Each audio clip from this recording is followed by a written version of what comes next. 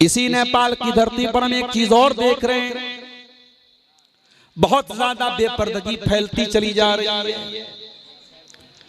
नेपाल के पहाड़ी इलाकों में हमारे जो पहाड़ी भाई रहते हैं बहुत अच्छे लोग हैं, मगर इस्लाम से दूर हैं। उनको कुरान के बारे में नहीं पता, उनको इस्लाम के बारे में नहीं मालूम, लेकिन वो मुसलमानों से घृणा नहीं करते, नफरत नहीं करते। मैंने करीब से जाकर देखा, ये पहाड़ी लोग अपने काम से काम रखने वाले लोग होते हैं, मुसलमानों से बड़े करीब होते हैं। हमें जरूरत इस बात की थी कि हम उन पहाड़ी लोगों को जाकर के इस्लाम की तबलीग करें। आज अल्हम्दुलिल्लाह नेपाल में इस्लाम को दूसरों तक पहुंचाने के बहुत सारे रास्ते, उन रास्तों का उपयोग हमें करना चाहिए।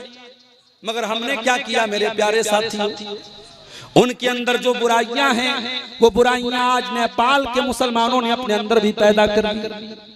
उनके यहाँ अगर बेपर्दगी और बेहयाई है तो आज मुसलमान लड़कियां भी उसी ढर्रे पर चल रही हैं। जवान जवान लड़कियां लिपस्टिक लगा करके, पाउडर लगा करके, क्रीम लगा करके, सज करके, संवर करके गैर मर्दों के सामने से गुजर रही हैं। आम तरीके से ये मंजर आपको नेपाल में देखने को मिल जाएगा। बेपर्दगी आज हमारे नेपाल के मुआशरे में, हमारे मुस्लिम समाज में, मुस्लिम मुआशरे में आम होती चली जा रही है। ओ लोगों याद रखो, ओ लोगों याद रखो, अल्लाह ताला ने मुसलमान औरत जब जवान हो जाए, जब बालिग हो जाए, उसको पर्दे में रहने का हुक्म दिया है। अल्लाह ने फरमाया वो कुल्लिल मोमिनाती यग़ज़ुज़्न मिन अबसारिहिन्ना व यहफ़ज़्न फ़ुरूजहुन्ना। ऐ नबी, मुसलमान औरतों से कह दीजिए कि वो अपनी निगाहों को नीची रखें और अपनी शर्मगाह की हिफाजत करें। वला युबदीन ज़ीनतहुन्ना, और अपनी सुंदरता का, अपनी खूबसूरती का की नुमाइश न करें, अपनी खूबसूरती को जाहिर न करें, पर्दे में रहे, अपनी खूबसूरती को छुपा करके रखें। इस्लाम ने औरत को पर्दे में रहने का हुक्म दिया। एक मनचला शायर कहता है, सभी हम ही से कहते हैं निगाहें अपनी नीची रखो, सभी हम ही से कहते हैं निगाहें अपनी नीची रख, कोई उनसे नहीं कहता न निकले यूं आया होकर। तो शायर से हम कहना चाहते हैं कि शायर साहब, आप गलत थॉट रखते हैं, गलत नजरिया रखते हैं। इस्लाम ने अगर आपको हुक्म दिया है कुल्लिल मोमिनीन यग़ुज़्ज़ू मिन अबसारिहिम, ऐ मोमिन मर्दों अपनी निगाहों को नीची रखो, तो इस्लाम मोमिन औरत से क्या कहता है, वला युब्दीन ज़ीनतहुन्ना, औरतें अपनी जीनत को जाहिर न करें।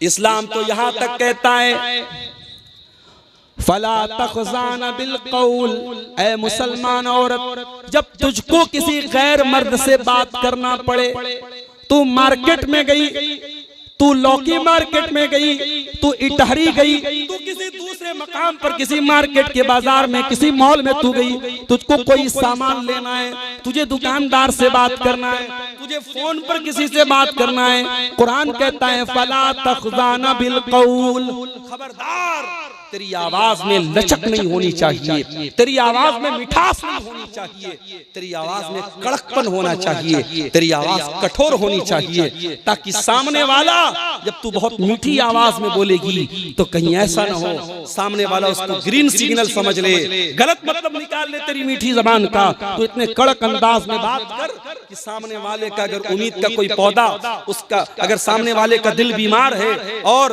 वो तुझसे कोई गलत उम्मीद लगाने वाला है, तो उसका उम्मीद का पौधा वहीं पर कुचल जाए और खत्म हो जाए। खबरदार है मुसलमान औरत, किसी गैर मर्द से अगर तू बात भी करे तो लचक के साथ बात मत कर। इस्लाम तो वो दीन है मेरे प्यारे साथियों। इस्लाम औरत को खिलौना बनाने की तालीम नहीं देता है।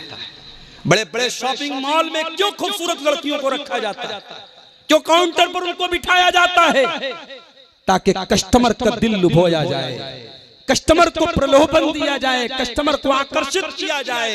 इस्लाम कहता है कि ऐ औरत, तू एक कीमती दौलत है, तुझे इतना हकीर नहीं बनाया है अल्लाह ने कि तू मर्दों का दिल लुभाने के लिए, मर्दों का दिल आकर्षित करने के लिए तुझे दुकान पे सैलरी देके, तनख्वाह देके तुझे रखा जाए। ऐ औरत, ये तेरा काम नहीं है। इस्लाम तो कहता है वक़र्न फ़ी बुयूतिकुन्ना, ऐ औरत तुझे घर में रहना है, तेरा असल ठिकाना तेरा घर है। तुझे एक अच्छी बेटी बनना है, तुझे एक अच्छी माँ बनना है, तुझे एक अच्छी बहन बनना है, तुझे एक अच्छी बीवी बनना है। और ऐ औरत, अगर तुझे घर के बाहर निकलना भी पड़ जाए, फरमाया वला तबर्रजना तबर्रुजल जाहिलियतिल ऊला, जब तू घर से निकला कर तो बन संवर करके न निकला कर, मेकअप करके न निकला कर, ऐसी खुशबू लगा करके न निकला कर जो खुशबू गैर मर्दों तक पहुंचे, ऐसा मेकअप करके न निकला कर जो दूसरों को तेरी तरफ देखने की पर रागिब करे। तू नुमाया करके अपने आप को न निकला कर, तू पर्दे में निकला कर, तू चादर ओढ़ के निकला कर, तू हिजाब में निकला कर। आज इसी नेपाल से सटा हुआ बिहार का इलाका है और बिहार की धरती पर अभी जो लेटेस्ट वाकया हुआ आपने देखा होगा। यह अलग बात है, मामला ठंडा हो चुका है, लेकिन ये जो वाकया हुआ और एक मुसलमान औरत जब जो मेडिकल की स्टूडेंट थी, उसने डॉक्टरी की तालीम पूरी की थी और उसको सरकारी नौकरी मिलने वाली थी, और जब वो अपना ज्वाइनिंग लेटर लेने के लिए चीफ मिनिस्टर के पास जाती है तो चीफ मिनिस्टर साहब अगर उनको पहचान करना था वो कह सकते थे मोहतरमा आप अपना चेहरा खोल लीजिए ताकि मालूम हो जाए कि आप कौन हैं, वो जबान से भी कह सकता था। लेकिन चीफ मिनिस्टर साहब ने कैमरे के सामने उस औरत के सर का, उसके चेहरे का नकाब खींच लिया। पूरी दुनिया में यह घटना वायरल हो गई, लोगों ने अपने अपने एंगल से इस बात पर कमेंट किया। लेकिन मैं एक बात कहना चाहता हूं मेरे भाई, वो लड़की, वो औरत जिसके साथ ये घटना हुई, इसको जितना भी कंडेम किया जाए, मजम्मत किया जाए, वो कम है।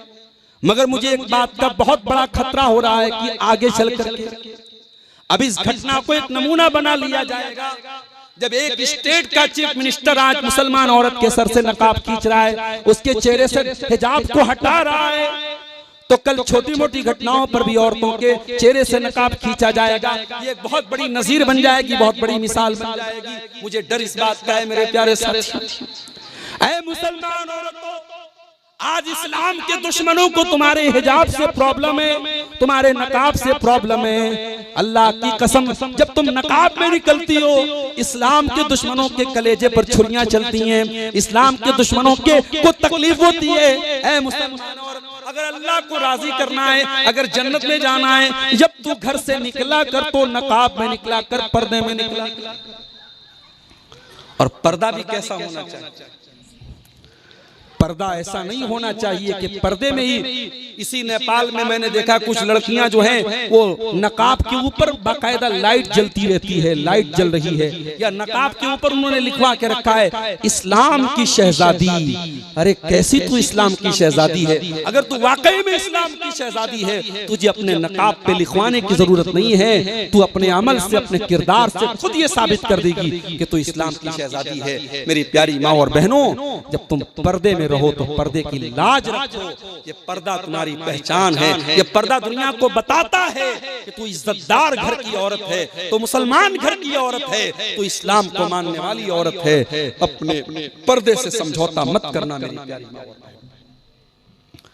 इसीलिए कुरान में अल्लाह कहता है या अय्युहन नबिय्यु कुल लिअज़वाजिका व बनातिका व निसाइल मुमिनीना, ऐ नबी अपनी बीवियों से कह दीजिए, अपनी बेटियों से कह दीजिए और तमाम मोमिना औरतों से कह दीजिए युदनीना अलैहिन्ना मिन जलाबीबिहिन्ना, जब वो अपने घर से निकला करें तो अपने ऊपर जिल्बाब डाल लें, अपने ऊपर चादर डाल लें। ज़ालिका अदना अन युरफ़ना फला युज़ैन, ये चादर दुनिया को बता देगी ये इज्जतदार घर की लड़कियां हैं और कोई उनको छेड़ने की जरूरत नहीं कर पाएगा। इसलिए मेरी प्यारी माँ और बहनों, जब भी आप घर से निकलें, नकाब में निकलें, पर्दे में निकलें। कुछ लोग कहते हैं मौलवी साहब बड़े पुराने जमाने के, ये नया दौर है, मॉडर्न दौर है। अरे पर्दा वर्दा की जरूरत नहीं है, चेहरा खोल के औरत को चलना चाहिए। पर्दे का ताल्लुक दिल से है, दिल साफ होना चाहिए। मेरी प्यारी माँ बहनों, अगर कोई आपको ये कह करके धोखा देने की कोशिश करता है कि पर्दा करने की जरूरत नहीं है, कोई अगर ये कहता है कि दिल साफ कर लो, दिल का साफ हो जाना काफी है, तो जाकर के उसको बता दो कि इस दुनिया में नबियों के बाद अगर सबसे साफ दिल के लोग आए थे तो नबी के सहाबा। नबी के सहाबा से ज्यादा साफ दिल वाले कोई नहीं थे। और इस दुनिया में सबसे पाक दामन औरतें नबी की बीवियां। और कुरान क्या कहता है, वैज़ा सअलतुमूहुन्ना मताअन फसलूहुन्ना मिन वराई हिजाब। ऐ नबी के सहाबा, जब तुमको नबी की बीवियों से भी कोई सामान मांगना हो तो पर्दे की आड़ से मांगो। डायरेक्ट फेस टू फेस तुम्हें सामना नहीं करना है, पर्दे की आड़ से मांगना है। ज़ालिकुम अत्हरु लिकुलूबिकुम व कुलूबिहिन्ना, इसी में तुम्हारे भी दिल की सफाई है, इसी में उनके भी दिल की सफाई है। पता ये चला कि औरत जब नकाब में निकलती है तब दिल साफ होता है, बगैर नकाब में निकले और बगैर पर्दे में निकले दिल साफ नहीं होता है। मेरी प्यारी माँ और बहनों, तुम्हारी तारीख तो बहुत रोशन तारीख रही है, तुम्हारा इतिहास तो बहुत उज्जवल रहा है, तुम्हारी हिस्ट्री तो बहुत शानदार रही है। अरे हमने तो इतिहास में ऐसी औरतों को देखा है, हाय हाय, सुमैया को कौन भूल सकता है। ऐ सुमैया तुझको कौन भूल सकता है। जवान बेटे के सामने सुमैया को नंगा कर दिया जाता है, सुमैया के बदन से कपड़े को छीन लिया जाता है, सुमैया को बेलिबास कर दिया जाता है। अपने जवान बेटे के सामने सुमैया नंगी कर दी जाती है, मगर सुमैया अपने ईमान से समझौता नहीं करती हैं। आज मुसलमान लड़कियां नेपाल में भी और इंडिया में भी आज किसी लड़के से प्यार और मोहब्बत के नाम पे कोई गैर मुस्लिम लड़का फेसबुक पर मिल जाता है, इंस्टाग्राम पे मिल जाता है, स्नैपचैट पे मिल जाता है, उससे चैटिंग होती है, बातें होती हैं, और वो मुसलमान लड़की गैर मुस्लिम लड़के के साथ भाग जाती है, कोर्ट मैरिज कर लेती है और इस्लाम को छोड़ देती है। अरे आज इस्लाम इतना हकीर हो गया कि किसी ने प्यार के दो बोल बोल दिए, किसी ने आई लव यू बोल दिया, किसी ने प्यार और मोहब्बत का इकरार कर लिया तो तूने इस्लाम को और ईमान को छोड़ दिया। अरे मेरी बहनों, तुम्हारा इतिहास तो ऐसा रहा है, तुम्हारी तारीख तो ऐसी रही है कि सुमैया को उसके जवान बेटे के सामने नंगा कर दिया गया। सुमैया नंगी हो गई अपने जवान बेटे के सामने, मगर ईमान को छोड़ने के लिए तैयार नहीं हुई, तौहीद को छोड़ने के लिए तैयार नहीं हुई। और आखिर अबू जहल ने बर्छी उठाई और सुमैया की शर्मगाह पे दे मारा और बड़े दर्दनाक तरीके से सुमैया को शहीद कर दिया। इस्लामी तारीख में अगर सबसे पहले किसी औरत का खून बहा है तो वो सुमैया बिन्त खय्यात का खून बहा है। सबसे पहली शहीदा खातून अगर कोई है तो वो सुमैया रज़ी अल्लाह ताला अन्हा है। मेरे प्यारे साथियों, सुमैया ने कयामत तक आने वाली औरतों को ये मैसेज दिया है, ऐ औरतों, अगर मौका आए तो अपनी जान को गंवाना पड़े तो जान गंवा देना, लेकिन ईमान से समझौता मत करना, ईमान से कॉम्प्रोमाइज मत करना। मेरी प्यारी माँ और बहनों, आज शौहर अगर आपके 4 शौक पूरे ना करे, आपकी पसंद का कपड़ा लाके ना दे, आपकी पसंद की ज्वेलरी लाकर ना दे, तो आप शौहर को ताने सुनाने लगती हो। शौहर बेचारा हलाल तरीके से कमाई करता है और कहां कहां से ला ला करके आपका शौक पूरा करता है। कभी जाकर के देखना, तुम शौहर को ताना मारती हो। ओ मेरी प्यारी माँ बहनों, खबरदार ऐसा काम न करना।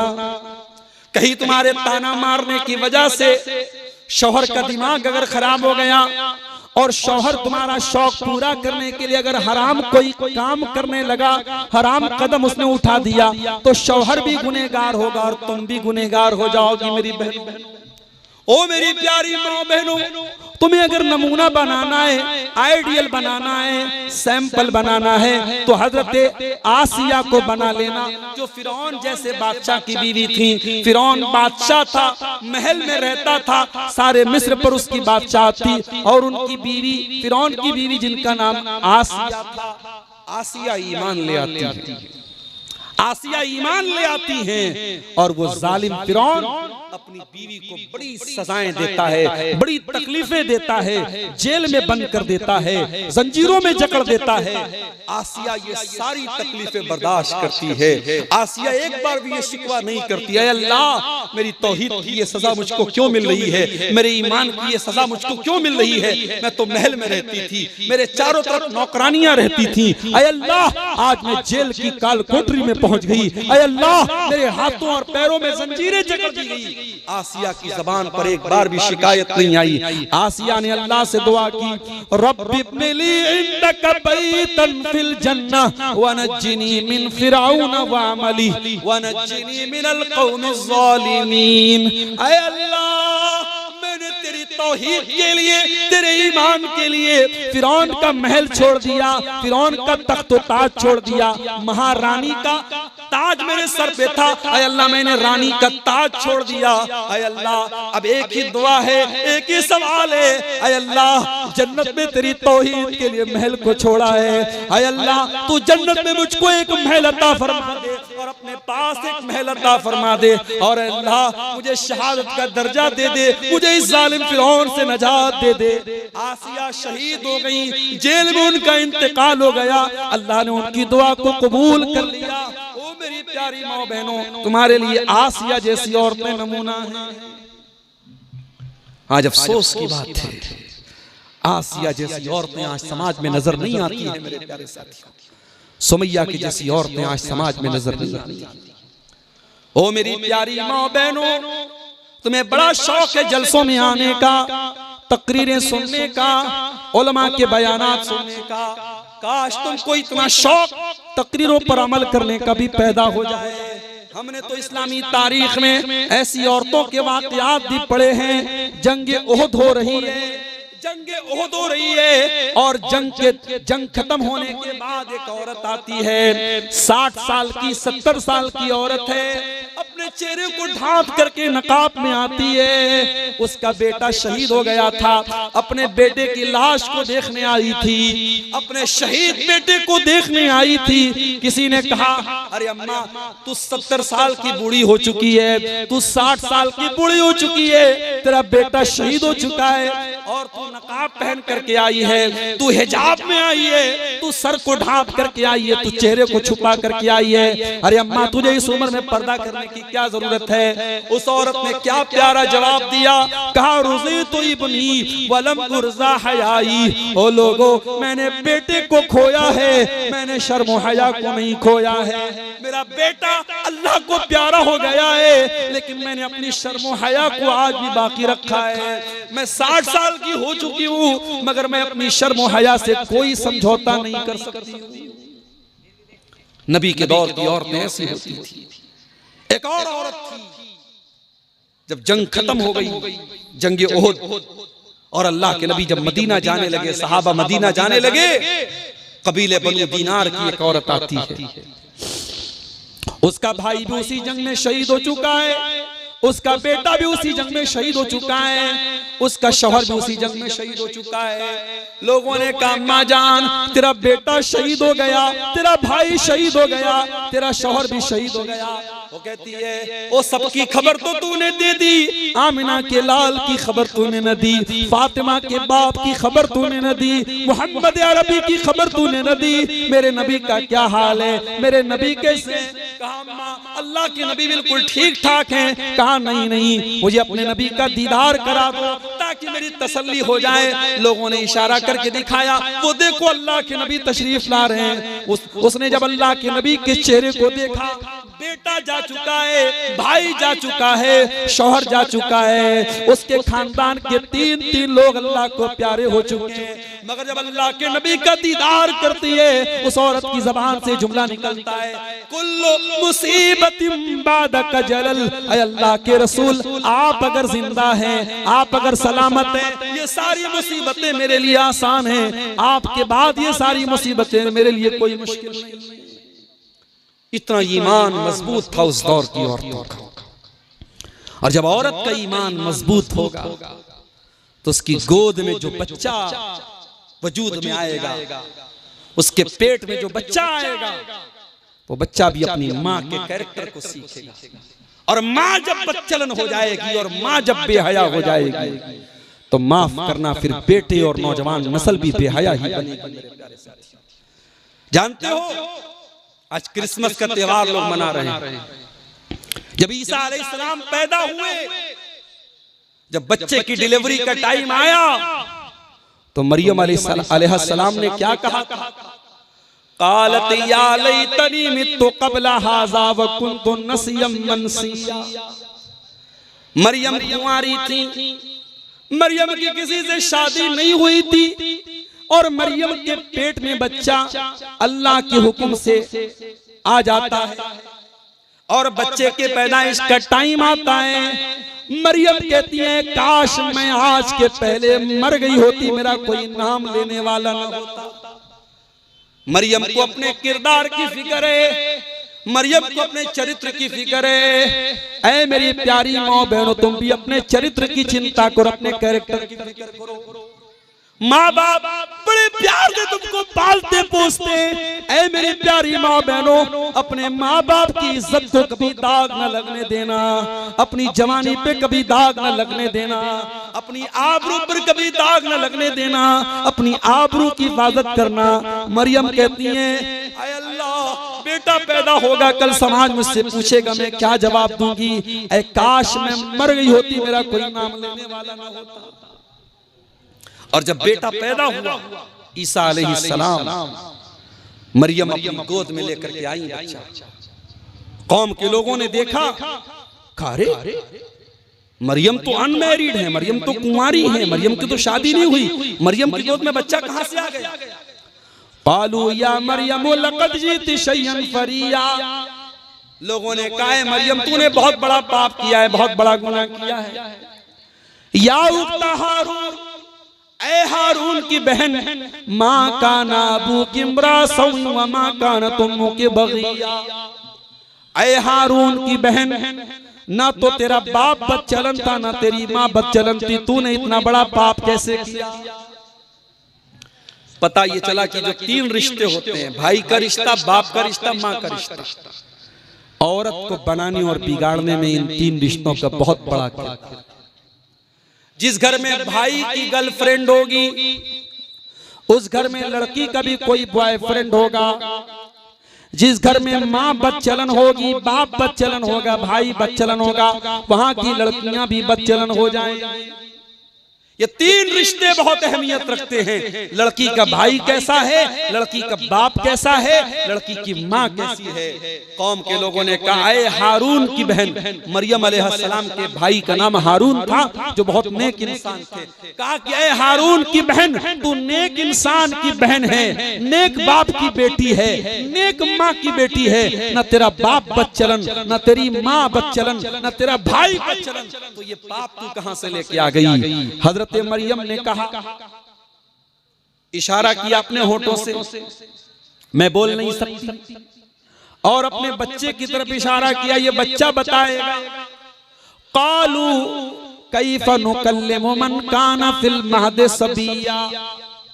कौम के लोगों ने कहा ऐ मरियम तू कैसी बातें कर रही है, ये तो अभी पैदा हुआ है बच्चा, न्यू बॉर्न बेबी है, अभी तो ये बच्चा पैदा हुआ है, इस बच्चे से हम कैसे बात करें? दूध पीता बच्चा क्या जवाब देगा? जब माँ के कैरेक्टर पर धब्बा लग रहा हो, जब पाक दामन औरत के किरदार पर धब्बा लग रहा हो, तब अल्लाह ताला दूध पीते बच्चे को भी जुबान दे देता है। ईसा अलैहिस्सलाम अपनी माँ की गोद में बोल पड़ते हैं, और क्या बोलते हैं? क्रिसमस मनाने वालों को जाके ये जुमला सुना दो, ऐ क्रिसमस मनाने वालों, ऐ ईसा अलैहिस्सलाम को अल्लाह का बेटा कहने वालों, जरा देखो, जिस ईसा अलैहिस्सलाम से तुम इतनी मोहब्बत करते हो, वो ईसा अलैहिस्सलाम अपनी माँ की गोद में दुनिया में आने के बाद पहला सेंटेंस जो उनके मुंह से निकलता है, पहला जुमला जो उनके मुंह से निकलता है, काला इन्नी अब्दुल्ला, मैं अल्लाह का बंदा हूँ, मैं अल्लाह का बेटा नहीं हूँ, मैं अल्लाह का बंदा हूँ। आतानियल किताब वजालनी नबिया, अल्लाह ने मुझको नबी बनाया है, अल्लाह ने मुझको इंजील दी है, मुझको नबी बना करके अल्लाह ने दुनिया में भेजा है। मरियम का बेटा, मरियम का बच्चा ईसा अलैहिस्सलाम अपनी माँ की पाक दामनी की गवाही अपनी माँ की गोद में दे रहा है और दुनिया को ये मैसेज दे रहा है, I am not son of God, I am slave of Allah. मैं अल्लाह का बंदा हूँ, मैं अल्लाह का बेटा नहीं हूँ, मुझे कोई अल्लाह का बेटा ना बना। मेरे प्यारे साथियों, आज हम मुसलमानों को ये चाहिए था हम ईसाइयों को जाकर के तौहीद का दर्स दें, और उल्टे आज हम उनके रंग में रंगे जा रहे हैं और हम मैरी क्रिसमस हैप्पी क्रिसमस का नारा लगा रहे हैं। अफसोस की बात है मेरे प्यारे साथियों, मैं अर्ज कर रहा था, औरतों के पर्दे की बात निकली तो ये 3 रिश्ते जो होते हैं, औरत का भाई, औरत का बाप और औरत की माँ, ये 3 रिश्ते बड़े महत्वपूर्ण होते हैं, बड़े अहम होते हैं। और अकबर इलाहाबादी ने, जो हमारे यूपी के बहुत बड़े शायर थे, उन्होंने बड़ी प्यारी बात कही औरतों की बेपर्दगी के बारे में। उन्होंने कहा, बेपर्दा नजर आई कल जो चंद बीबियां, बेपर्दा नजर आई कल जो चंद बीबियां, अकबर ज़मीं में गैरत कौमी से गड़ गया। कल जब कुछ औरतों को मैंने बेपर्दा देखा तो अकबर इलाहाबादी कहते हैं मैं जमीन में शर्म से गड़ गया। पूछा जो उनसे आपका पर्दा वो क्या हुआ, कहने लगी कि अक्ल पे मर्दों के पड़ गया। आज औरत के सर का पर्दा अगर हटा है मेरे प्यारे साथियों, तो मर्दों के दिमाग पर जब पर्दा पड़ा है तभी ये पर्दा हटा है। अगर बाप सख्त हो, अगर शौहर सख्त हो, तो बीवी की मजाल नहीं है कि बेपर्दा वो घर से निकले। अगर बाप अच्छी तरबियत दे अपनी बेटियों को, तो मजाल नहीं है कि बेटियां बेपर्दा निकले। मगर आज हालात तो ये हैं, स्कूल में हमारी लड़की डांस करती है और हम वीडियो बनाते हैं, हमारी लड़की बहुत अच्छा डांस करती है। आज शर्म से चुल्लू भर पानी में डूब मरने की बात है। छोटे छोटे बच्चों को हम डांस करवा रहे हैं स्कूलों में पढ़ने वाले, और माँ बाप वीडियो बना के स्टेटस पे डालते हैं। मेरे प्यारे साथियों, आप जो पौधा बोएंगे उसी का फल काटेंगे। आप बबूल का पेड़ बो करके आम नहीं तोड़ सकते हैं। जो तरबियत आप करेंगे आपकी बेटियां वैसी ही बनेंगी। और याद रखिए, अगर हमारी कौम की बेटियां आज बेपर्दा हो रही हैं, उसका बहुत बड़ा रीजन और बहुत बड़ी वजह क्या है? हमारी कौम के मर्दों के अंदर बेगैरती आ गई है। हमारी कौम का मर्द बेगैरत होता चला जा रहा है। जवान औरत है, बीवी है, उसके दोस्त लोग घर में आए, अरे यार भाभी के हाथ की चाय पीना चाहता हूं।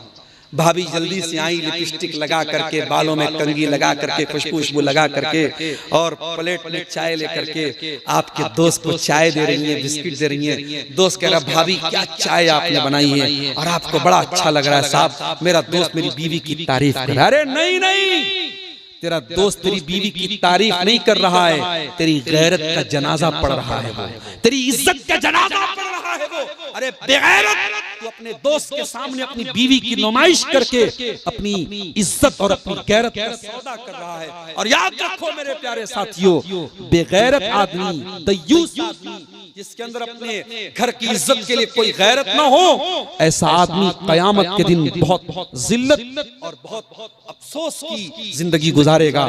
अल्लाह के प्यारे नबी फरमाते हैं, सलासतुन ला युकल्लिमुहुमुल्लाहु यौमल क़ियामह, 3 लोग ऐसे हैं जिनकी तरफ अल्लाह ताला कयामत के दिन ना तो देखेगा, ना बातचीत करेगा, ना पाक साफ करेगा।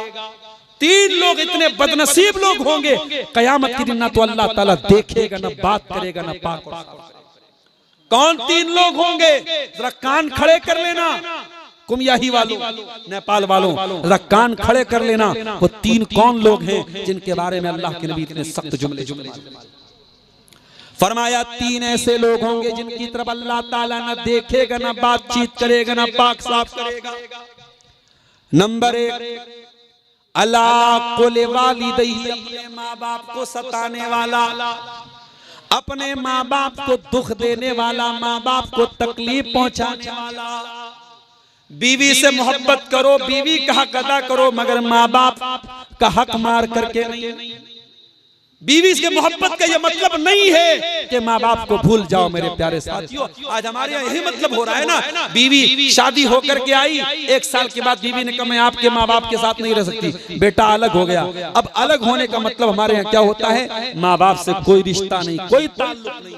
माफ करना मेरे प्यारे साथियों, बीवी से मोहब्बत का बिल्कुल ये मतलब नहीं है कि आप माँ बाप से रिश्ता तोड़ लें। अगर माँ बाप से आपने रिश्ता तोड़ दिया तो कयामत के दिन पछताना पड़ेगा।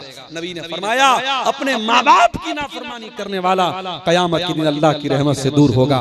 नंबर 2, अल मरातुल मुतरज्जिला, मर्दों की नकल करने वाली औरत, जो मर्दों के जैसा कपड़ा पहनती है, टी शर्ट पहनती है, शर्ट पहनती है, टाइट फिटिंग पैंट पहनती है, मर्दों के जैसा चाल ढाल अपनाती है। आज तो कहीं कहीं मर्दों को पीछे हटना पड़ता है, औरतें इतना आगे आगे रहती हैं, लाइन लगी है या भीड़ है तो मर्दों को, जो इज्जतदार मर्द होते हैं, उनको अपना दामन बचाना मुश्किल हो जाता है। आज ऐसी बेहया औरतों का दौर आ गया। नबी ने फरमाया ऐसी औरतें अल्लाह की रहमत से दूर। और नंबर 3, अद्दयूस, बेगैरत मर्द, अल्लज़ी युक़िर्रु फ़ी आलिहिल ख़ुबुस, जिसके घर में बेहयाई हो रही हो और उसको कोई फर्क ना पड़ रहा हो, जिसके घर में बदकारी हो रही हो, बेहयाई हो रही हो, बेपर्दगी हो रही हो, और बाप को कोई फर्क ना पड़े, शौहर को कोई फर्क ना पड़े, भाई को कोई फर्क ना पड़े, ऐसे बेगैरत मर्द की तरफ भी अल्लाह ताला कयामत के दिन नहीं देखेगा। तो गैरत वाले बनो मेरे प्यारे साथियों, बेगैरत मत बनो। और आखिरी बात, मैंने तकरीर के शुरू में एक आयत पढ़ी थी और मुझे मौलाना कसीमुद्दीन साहब से मशवरा हो रहा था कौन से मौजू पे तकरीर करनी है, तो मैंने एक बात कही थी कि आज कुमियाही के जलसे में मैं एक बात बयान करना चाहता हूँ। समाज को सुधारा कैसे जाए, समाज की इस्लाह कैसे की जाए। नए साल पर जो बातें मैंने बोली हैं उनका ताल्लुक भी समाज की इस्लाह से है। क्रिसमस पर मैंने जो बातें बोली है उनका ताल्लुक भी समाज की इस्लाह से है। शराब के ऊपर मैंने जो बातें बयान की हैं उनका ताल्लुक भी समाज की इस्लाह से है। शराब की और नशे की तिजारत के बारे में जो बातें मैंने बोली हैं उनका ताल्लुक भी समाज की इस्लाह से है। औरतों के पर्दे के बारे में जो बातें मैंने बोली हैं उनका ताल्लुक भी समाज की इस्लाह से है। मगर एक बात कहना चाहता हूं और ये बड़े दर्द के साथ ये बात कह रहा हूं, शायद कुमियाही के कुछ नौजवानों के दिल में ये बात बैठ जाए। मेरे नौजवानों, अपने अंदर एक ऐसी टीम भी पैदा, ऐसी टीम भी पैदा करो। साल में एक जलसा करा लेना काफी नहीं है। नौजवानों को ऐसी टीम भी अपने अंदर बनाओ कि फजर में जब अजान का टाइम हो तो वो टीम एक दूसरे को फजर की नमाज के लिए मैसेज करे, फोन करे, चलो भाई उठो, चलो नमाज के लिए आ जाओ। ऐसी भी टीम हो नौजवानों की जो आपस में तय करे कि हम शादी करेंगे, सुन्नत के मुताबिक शादी करेंगे, जहेज का कोई लेन देन नहीं करेंगे, सिंपल तरीके से शादी करेंगे। नौजवानों की ऐसी भी कोई टीम हो जो गरीबों तक जाड़े के मौसम में उनको कंबल पहुंचाती, जो लोगों को शराब से रोकती हो।